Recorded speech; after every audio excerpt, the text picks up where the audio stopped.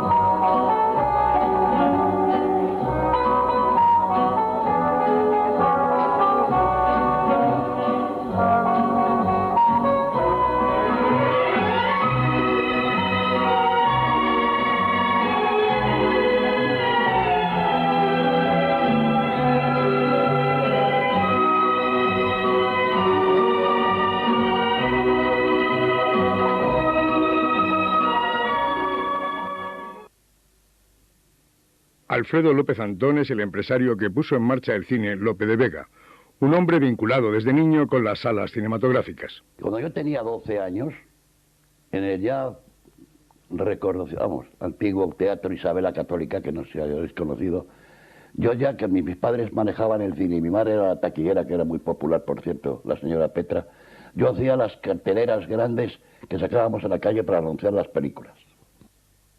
Cuando se hizo el cine Coliseo, que lo hizo don Eduardo Fernández Zaragoza, el hijo de don Clemente, yo era como si fuera su secretario particular pequeño.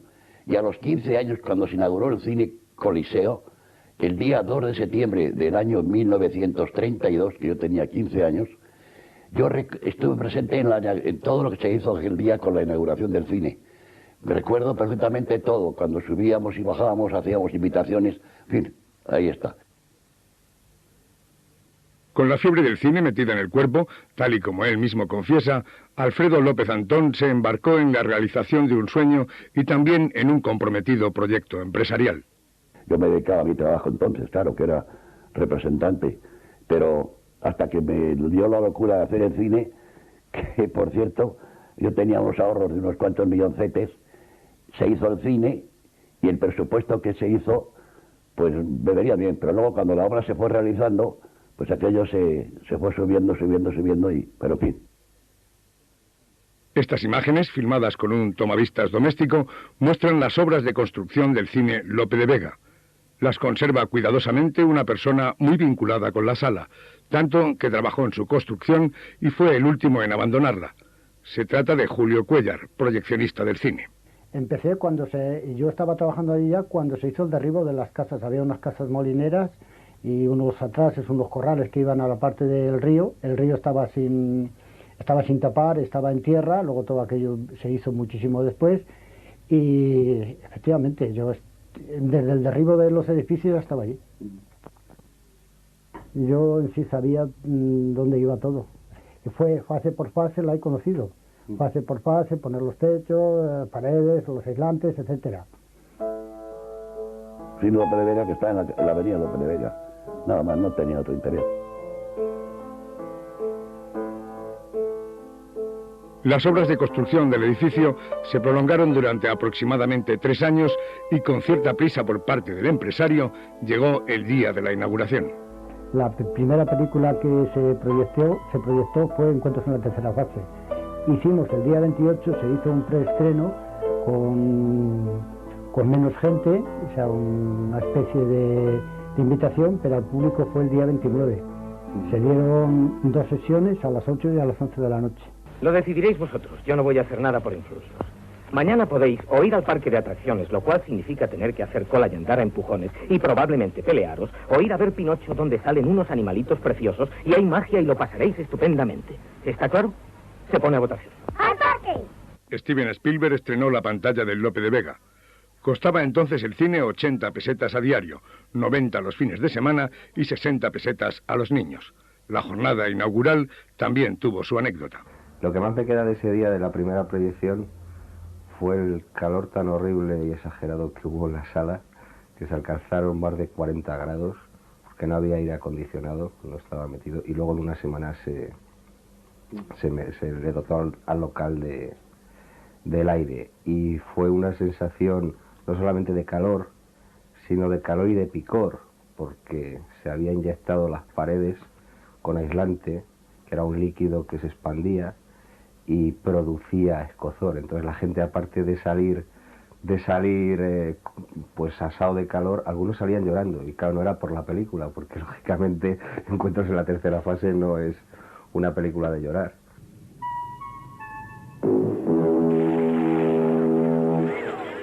A Encuentros en la tercera fase le siguieron 153 películas en el año 79 y 350 en el 80, el año en el que se exhibió mayor número de films.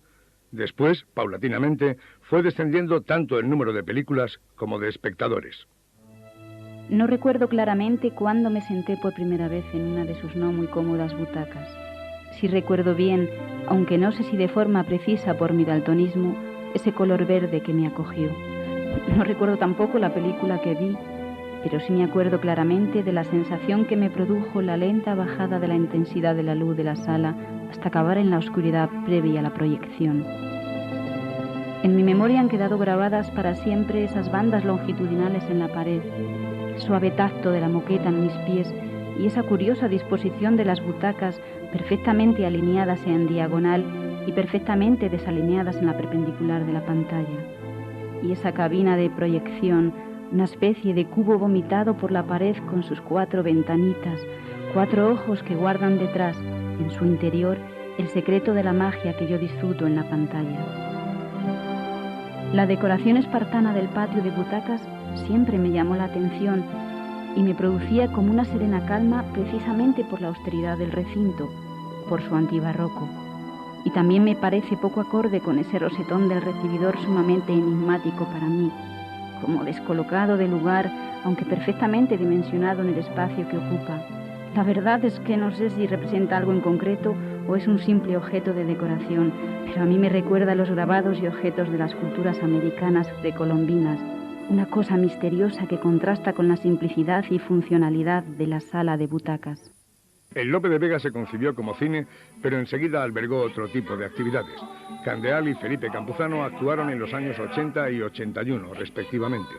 El grupo folclórico local Tierra Seca estrenó en el Lope su disco el 9 de febrero de 1982, y ese mismo año, para las elecciones generales, dieron mítines la UCD, el Partido Socialista y la entonces Alianza Popular con la intervención de José María Aznar.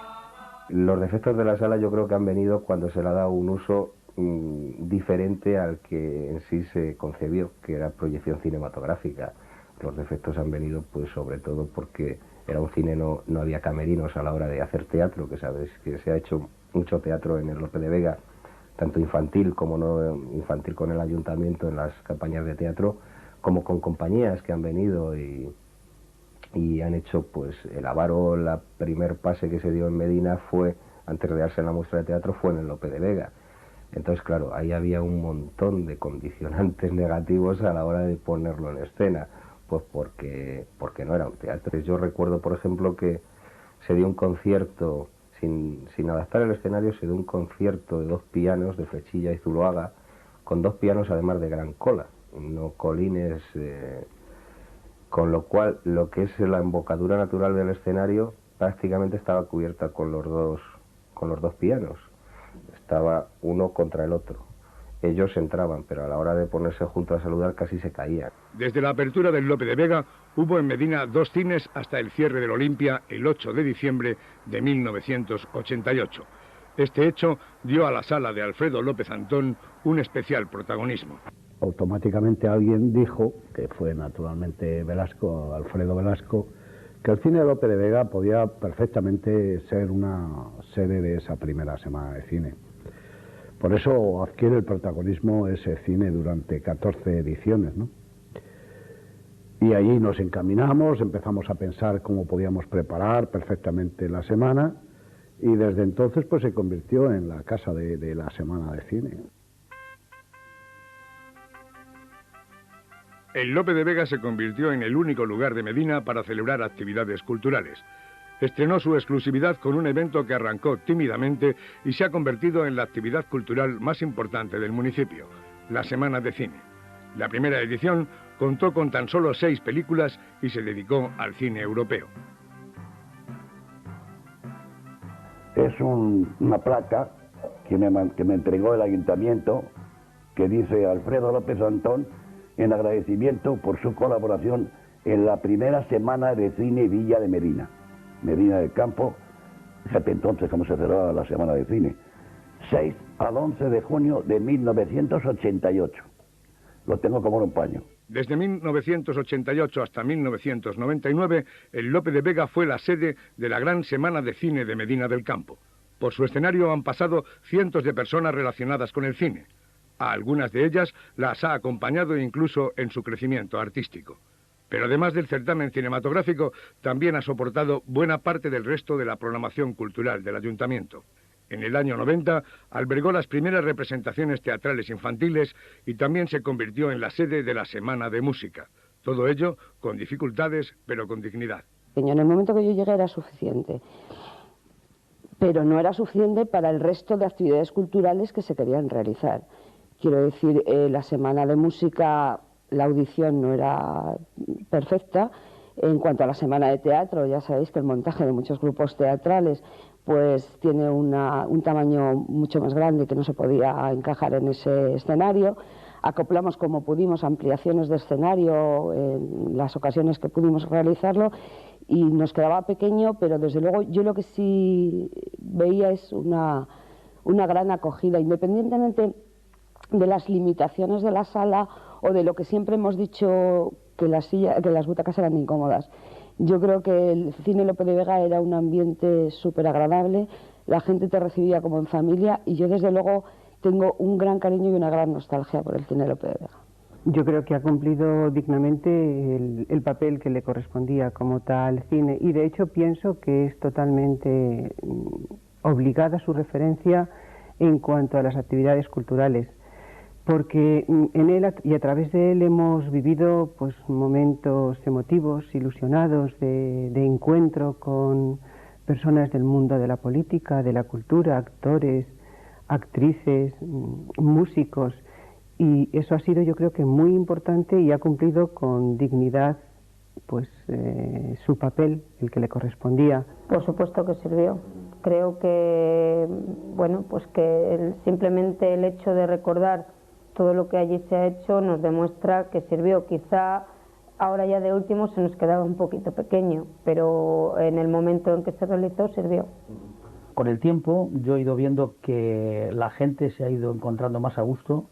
Bueno, quizá esta es la visión personal mía, ¿no? Yo al principio estaba un poco incómodo en la sala desde el punto de vista acústico. Me estoy refiriendo fundamentalmente a la música. Con el tiempo yo me he ido dando cuenta que los propios intérpretes, como yo les avisaba, que la sala siempre lo he hecho, que la sala era seca, sobre todo los cantantes también, pues al final todos me decían que no era tan seca como había dicho, y entonces al ir recibiendo el testimonio de la gente yo me he ido convenciendo a lo mejor de que no era tan mala la sala desde el punto de vista acústico como yo pensaba. Y bueno, al final yo me he acostumbrado a ella. Yo creo que la sala lo que mejor ha aportado ha sido que ha sido un recinto muy cálido, en el que todo estaba muy cercano, y yo creo que eso ha sido positivo para la música y para los acontecimientos en sí. Hace unos días todos pudimos ver el corto de Ni contigo ni sin ti, y pudimos ver a una María Luisa Ponte bastante enfadada y que se llevaba bastante mal con Francisco Raval. Supongo que en la vida real no será así. Muchísimo, nos llevamos fatal. Paco y yo somos entrañables. Te quiero mucho y él a mí también. Pero por las buenas, ojo. Aunque en cierto momento de su vida, cuando aún era soltero, se enamoró de mí. Pero yo no le hice caso porque me creía que no iba a triunfar.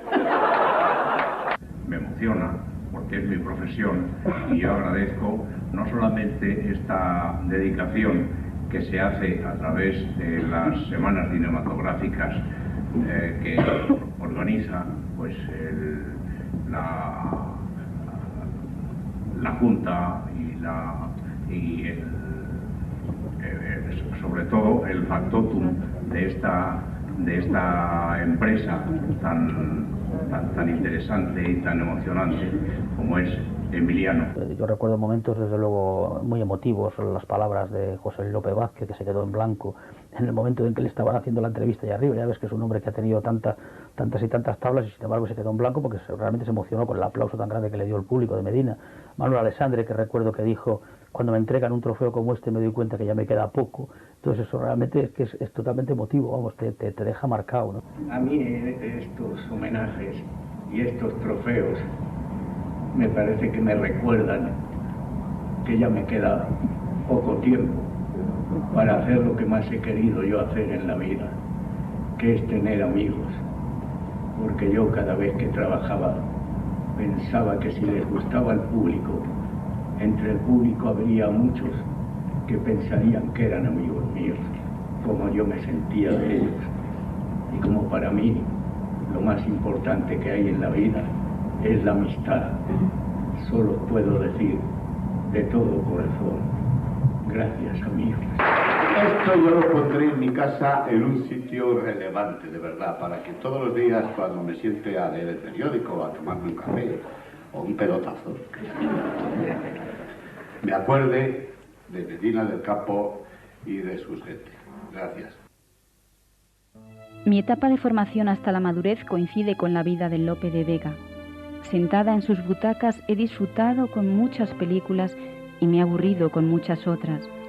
También he probado la escasa fila de los mancos y mi incipiente sexualidad se vio tentada muchas veces por los ardores de mis primeros compañeros, demasiado ardorosos todos ellos para mi confusa mente de entonces. Algunas de mis recatadas medias perecieron para siempre en esos excitantes y comprometedores escarceos juveniles. Y la pantalla del Lope me ha descubierto a Neil Jordan y a Tarantino y me ha hecho reír con Buster Keaton, y me ha hecho llorar con la desolación de los pasajeros del Titanic y me ha hecho apreciar la serena belleza de Jennifer López y me ha seducido Harrison Ford. Y el exiguo escenario de Lope me acercó por primera vez a ese cartero de las crónicas de un pueblo de mi infancia y también a Juan Luis Galiardo siendo un galán maduro y también al histriónico Santiago Segura y también he visto el sincero esfuerzo de Juan Antonio Quintana y las caras de los niños en las representaciones infantiles, y he descubierto la asombrosa desnudez de un piano en un escenario, y al mismo tiempo su suficiencia si es Antonio Baciero el que acaricia sus teclas. También he escuchado las 4 estaciones en el mismo lugar en el que los políticos me lanzaban sus mensajes triunfalistas y maniqueos.